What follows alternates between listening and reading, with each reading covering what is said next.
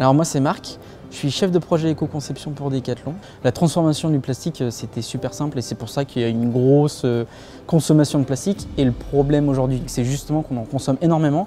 Ça vient du pétrole qui a été transformé dans cette matière plastique et du coup ça vient épuiser les ressources. Et quand c'est nécessaire d'utiliser cette matière et qu'on n'a pas d'autre solution, c'est de l'utiliser vraiment avec parcimonie, donc vraiment avec la juste matière qu'il faut.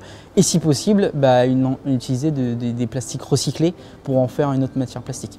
Globalement, il va avoir une première vie, donc on va faire de l'injection plastique, etc. On va le mettre en forme.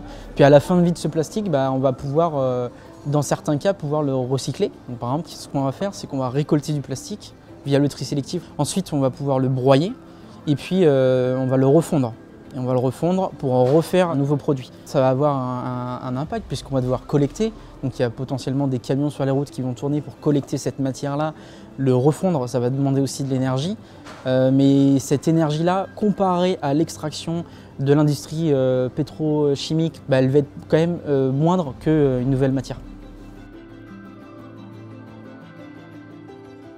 Le plastique recyclé, en fait, on va pouvoir le mettre dans différentes typologies de produits. Tous les produits qui contiennent du plastique. Le plastique recyclé, c'est intéressant. Par contre, on ne va pas pouvoir recycler l'infini des plastiques. Puisque en recyclant, comme on broie le plastique, on vient quand même dégrader un minimum le produit.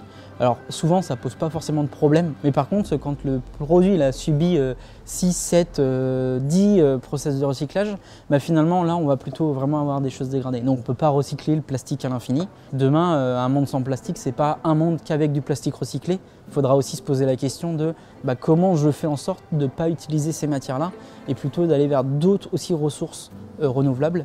En éco-conception, il n'y a jamais une seule solution unique pour tout le monde.